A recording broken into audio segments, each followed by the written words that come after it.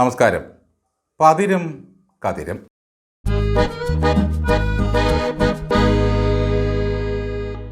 കേരം തിങ്ങും കേരള നാട്ടിൽ KR ഗൗരി ഭരിച്ചിടുമെന്നൊരു മുദ്രാവാക്യം പണ്ട് മുഴങ്ങിക്കേട്ടെങ്കിലും കളത്തിൽ പറമ്പിൽ ഗൗരി കുഞ്ഞമ്മയ്ക്ക് കേരളം ഭരിക്കാനുള്ള യോഗമുണ്ടായില്ല. പിണറായി വിജയൻ പടുത്തുയർത്തിക്കൊണ്ടുവന്ന നവകേരള നാട്ടിൽ KK ശൈലജ മുഖ്യമന്ത്രിയാകുമെന്ന ഒരു പ്രതീക്ഷ ഉണ്ടായിരുന്നെങ്കിലും അതും പോയി. ഇനി കേരള ജനത പ്രതീക്ഷയോടെ കാണുന്ന ഒരു പേര് ഡാക്ടർ ചിന്താ ജെറോമിൻ്റേതാണ്. PhDയിലൂടെ ഒരാൾ വാഴക്കുല എന്ന അപരനാമത്തിൽ അറിയപ്പെടുക എന്ന അപൂർവ പ്രതിഭാസത്തിൻ്റെ ഉടമയാണ് ഇദ്ദേഹം. എന്തുകൊണ്ടും കേരളത്തിന് ലഭിച്ച ഭാവിയുടെ വരദാനമായ മഹിളാ രത്നമാണ് ചിന്താ ജെറോം. പശിച്ചാൽ അച്ചി പശുക്കയറും തിന്നുമെന്നൊരു പഴഞ്ചൊല്ലുണ്ട്. അതുപോലെ ഈ വിപ്ലവകാരിക്ക് ദേഷ്യം വന്നാൽ വല്ലതും വായിൽ നിന്നൊക്കെ പുറത്തു ചാടും. ഇത് വലിയൊരു ദോഷമാണ്. നോക്കണേ, 38 വയസ്സിൻ്റെ പ്രായപരിധി കൊണ്ടുവന്ന് ഗോവിന്ദൻ കളിച്ച കളിയിലൂടെയാണ് ചിന്താ ജെറോം DYFIയുടെ പ്രസിഡന്റ് ആകാൻ പോകുന്നത്. ഗോവിന്ദൻ ഒരാളെ തളിപ്പറമ്പിൽ സ്ഥാനാർത്ഥിയായി അവതരിപ്പിച്ചതിൻ്റെ ഗുണം നമ്മൾ കണ്ടതാണ്. അപ്പോൾ DYFIയുടെ പ്രസിഡന്റിനെ തീരുമാനിക്കാനുള്ള അവകാശവും CPMൻ്റെ സെക്രട്ടറിക്കാണോ? ഗോവിന്ദൻ മാഷ് വല്ലപ്പോഴും വാർത്താസമ്മേളനം നടത്തണമെന്ന് പ്രാർത്ഥിക്കുന്നയാളാണ് നമ്മുടെ മുഖ്യമന്ത്രി VD സതീശൻ.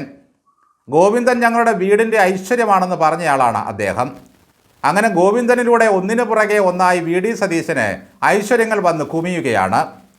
എന്തായാലും ഗോവിന്ദൻ്റെ തെരഞ്ഞെടുപ്പ് നന്നായി എന്നേ പറയാൻ പറ്റൂ. ലോകത്തിൻ്റെ മുഴുവൻ കണ്ണിലുണ്ണിയായി മാറിയ മേറൂട്ടിയെ മാറ്റി ഒരു ഭാഗത്തിരുത്തിയിട്ടാണ് ചിന്തയെ പ്രസിഡൻ്റാക്കിയത്. ചിന്തയാകുമ്പോൾ ഒരു അഹങ്കാര മനോഭാവമുണ്ടെന്ന് നമുക്ക് തോന്നുകയേയില്ല. ജിമിക്കിയും കമ്മലും വാഴക്കുല പൊതിച്ചോറ് എന്നിത്യാദി അപരനാമധേയങ്ങളുണ്ടെങ്കിലും അച്ഛനില്ലാ നേരത്തെന്ന മോഹനരാഗത്തിലുള്ള സർഗസംഗീതത്തിലൂടെയാണ് ഇവർ കൂടുതൽ പ്രശസ്തയാകുന്നത്. അതുകൊണ്ട് ഇനി എത്ര കാലം കഴിഞ്ഞാലും ബഹുദൂരം വളർന്നാലും ചിന്തയെ അടയാളപ്പെടുത്തുന്നത് ആ ഒറ്റ വരിയിലൂടെ ആയിരിക്കും. പുറത്തേക്കൊന്നും ആരും അറിഞ്ഞില്ലെങ്കിൽ പോലും ചിന്താ ജെറോമും മേറൂട്ടിയും തമ്മിൽ അതിഗംഭീരമായൊരു മത്സരമാണത്രേ പ്രസിഡന്റ് സ്ഥാനത്തേക്ക് നടത്തിയത്. എന്നാലും നഗരസഭ കയ്യിൽ നിന്ന് പോയതോടെ നനഞ്ഞ കോഴിയായി ജീവിതം അടുക്കളമുറിയിൽ നരകിച്ച് തീരുമ്പോഴാണ് പിണറായി വിജയൻ്റെ ബേക്കറി ജംഗ്ഷനിലെ വീട്ടിൽ ED വന്നത്. അന്നു തന്നെ നമ്മുടെ മേറൂട്ടി ഭർത്താവിനെയും കൂട്ടി ഇറങ്ങി റോഡിൽ വന്ന് കുത്തിയിരുന്ന് സമരമുഖത്തിൽ സ്ഥിരം സാന്നിധ്യമായി. ഇപ്പോൾ കരുണയോടെ പാവങ്ങളെ ചെന്ന് കെട്ടിപ്പുണരുകയൊക്കെ ചെയ്യാറുണ്ട്. സെക്രട്ടേറിയറ്റിന് മുമ്പിൽ അവശരായി കിടന്ന സമരക്കാരെയൊക്കെ പോയി ആശ്വസിപ്പിച്ചു. മേറൂട്ടി DYFIയിലൂടെ ശക്തമായൊരു തിരിച്ചുവരവിന് ഒരുങ്ങുന്നു എന്ന വാർത്തകൾ പുറത്തു വരുന്നതിനിടയിലാണ് അപ്രതീക്ഷിതമായി വീണ്ടും തിരിച്ചടി ഉണ്ടായത്. അന്യായ മാർഗത്തിലൂടെ വാഴക്കുലയിൽ ഒരു PhD നേടിയെങ്കിലും ചിന്താ ജെറോം ആരുടെയും പണി കളയിച്ചതായി കേട്ടിട്ടില്ല. എന്നാൽ ഊട്ടി ഒന്നല്ല 2 പേരുടെ പണി കളയിച്ചു. പണി കളയാൻ ഭാര്യയ്ക്ക് കൂട്ടുപോയ ഭർത്താവും ഇപ്പോൾ പണിയില്ലാതെ ഊട്ടിക്കൊപ്പം വീട്ടിലാണ്. ഇവർ പണി തെറിപ്പിച്ചയാൾ ഇപ്പോൾ നിയമസഭയുടെ ബസ് ഓടിക്കുകയാണ്. നോക്കണേ, മേറൂട്ടിയുടെ ഒരു കഴിവ്. ഒരു നഗരസഭ മാത്രമാണോ, നിയമസഭാ മണ്ഡലവും എടുത്ത് BJPക്ക് കൊടുത്ത ദാനധർമ്മിണിയാണ് ഈ കുട്ടി. ഇവളെൻ്റെ വണ്ടിയിൽ വന്ന് കയറിയതാണ് ഞാൻ ഇത്ര ദയനീയമായി തോൽക്കാൻ കാരണമെന്ന് ശിവൻകുട്ടി മാമൻ വരെ പറഞ്ഞു. അവളെ പേടിച്ചാവഴിയാരും പോകില്ല എന്ന പോലെയായി ഈ മേറൂട്ടിയുടെ അവസ്ഥ. തിന്നാൻ കനത്ത വിശപ്പും വേണം, തീറ്റിക്കാൻ കനത്ത കൈകളും വേണമെന്ന് ഒരു കാഡ്ബറീസിൻ്റെയോ മറ്റോ പരസ്യത്തിൽ കേൾക്കുന്നുണ്ട്. ഇനിയുള്ള 5 വർഷക്കാലം കനത്ത വിപ്ലവം നടത്തിയെങ്കിൽ മാത്രമേ പാർട്ടിക്ക് തിരിച്ചു വരവുള്ളൂ. അതിന് കനത്ത കൈകൾ വേണം. അത്തരം കനത്ത കൈകളിലേക്കാണ് പാർട്ടിയും അതിൻ്റെ പോഷക സംഘടനകളും അധികാരം നൽകിയിട്ടുള്ളത്.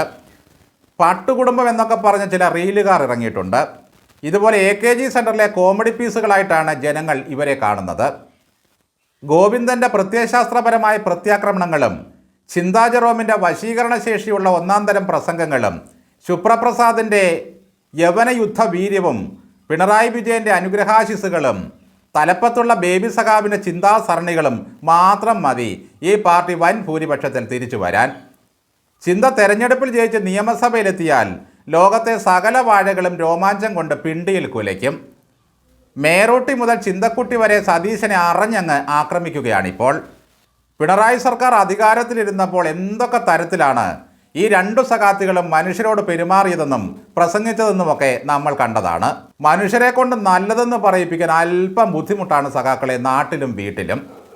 വാ വലിച്ചു കീറിയുള്ള വിപ്ലവ പ്രസംഗങ്ങൾ കൊണ്ടും ഭീഷണി കൊണ്ടും കമ്മ്യൂണിസ്റ്റ് ധാർഷ്ട്യം കൊണ്ടും തിരിച്ചു വരാൻ കഴിയാത്ത തരത്തിൽ നിങ്ങളെ ജനം ജീവിതത്തിൽ നിന്നും അനുഭവത്തിൽ നിന്നും പറിച്ചെറിഞ്ഞിരിക്കുകയാണ്. മോന്തായം വളഞ്ഞാൽ 64 വളയുമെന്നതൊരു യാഥാർത്ഥ്യമാണ്. ഇവിടെ മോന്തായം മാത്രമല്ല അടിത്തറയും ഇളകിക്കഴിഞ്ഞു. ചുറ്റും കൂടുന്ന കുറേ കമ്മിയടിമകളല്ലാതെ സമൂഹത്തിൻ്റെ യഥാർത്ഥ പരിച്ഛേദവുമായി ഇവറ്റകൾക്ക് വല്ല ബന്ധവുമുണ്ടോ?